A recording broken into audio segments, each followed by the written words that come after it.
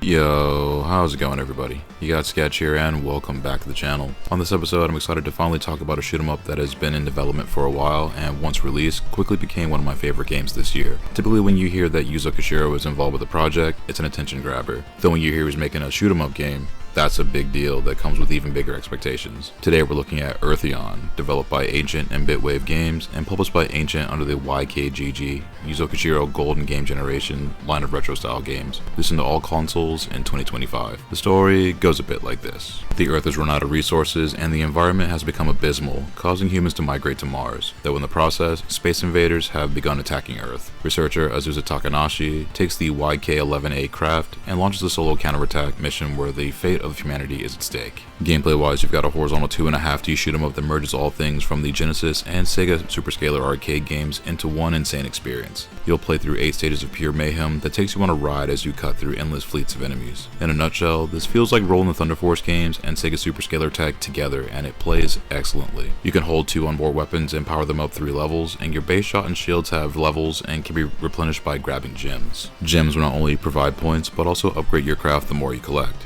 Downing bigger enemies will drop bigger gems, so these are good points to recharge if you're taking damage. You also get life stock, so you've got the odds in your favor next to your arsenal. Special weapons feel like the greatest hits collection of lasers, flamethrowers, missile launchers, and spread shots. And adaptation pods will drop on each stage, and if you make it to the stage with this, you'll be able to get bonus upgrades like weapon buffs, extra hit points, and extra lives. The catch with the hit point system is that when you take enough damage with that weapon pod, it can be knocked out in similar fashion to Axelay. Same rules apply, when you get hit again with that empty weapon pod, you're smoked. The upgrades only apply when finding those pods, and can be skipped if you want more of a challenge. Earthion wastes no time before throwing tons of enemies and hazards at you. Considering you only have 3 continues, taking every advantage is very much encouraged, since you can lose your score and your weapons if you use continue. You'll see several archetypes of horizontal shoot 'em ups here, and they're all done masterfully from the core escape sequences to the biomechanical labs, so you'll see a lot of familiar arenas for the genre, and they're all sensational to play through. The feel of the arcade technology is major here since it works in several superscalar mechanics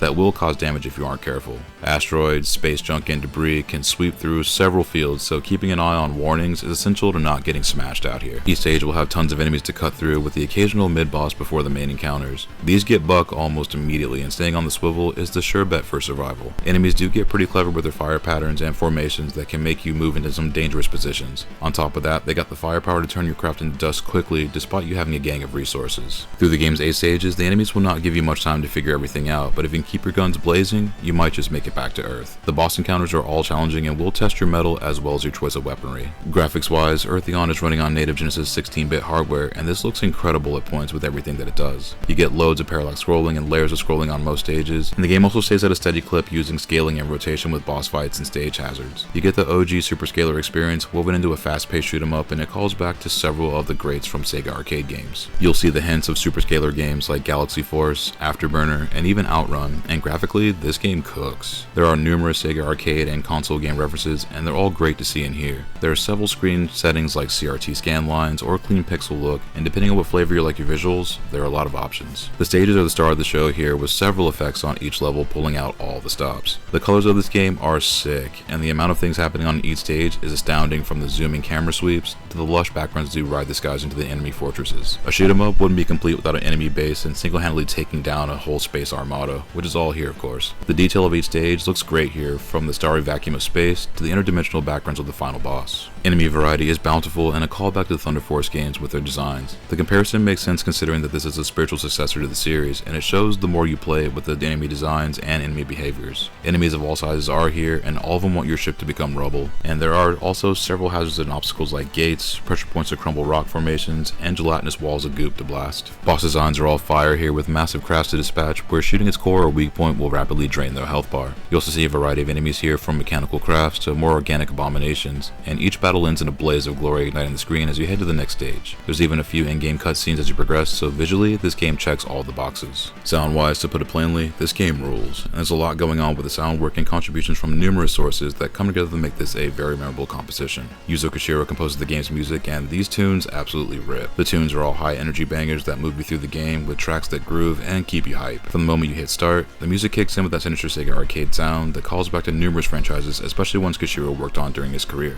The variety of tunes here once again show the influence of numerous shoot-'em-up games over the years, yet done with that Yuzo Koshiro style, and it sounds great to say the least. The sound effects also have a unique blend of classic samples like the one-up sounds from Streets of Rage, in addition to superscalar arcade sounds from games like Afterburner. The noisy sound effects here is also legendary, since in a way, it's pulling through Sega's deep bag of iconic arcade samples. Each sound effect is pronounced with some shattering hits and bass in all the right places. There's also a lot of voice sampling from several contributors like Johnny Millennium, also known as the Happy Console Gamer, and Joe Redifer from GameSack. It took a few times to catch it, but if you're familiar with their videos, their voices stick out and work well with the style of game. Redifer's voice is heard when you get power upgrades, and even throws a vote of confidence during boss fights, and these are all nice touches. Mimae Aizawa is also the voice when you're taking too much damage, giving you a warning that your ship is about to explode.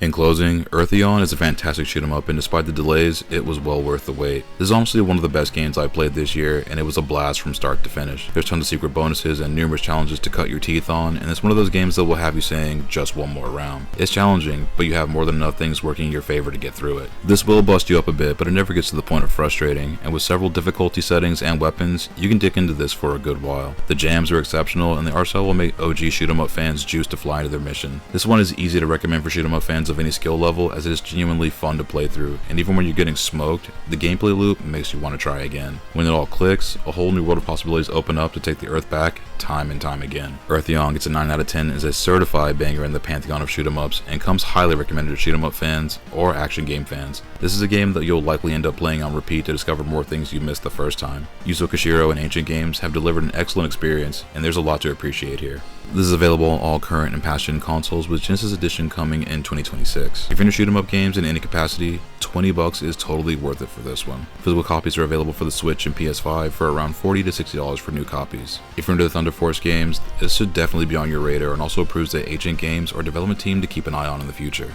And I thank you again if you made it this far into the video, and if you find these videos helpful, that's awesome, glad to use it as a resource. Check back often, we'll have more reviews and commentaries come up in the near future, but until then, take it easy and stay safe out there, and I'll see you on the next one.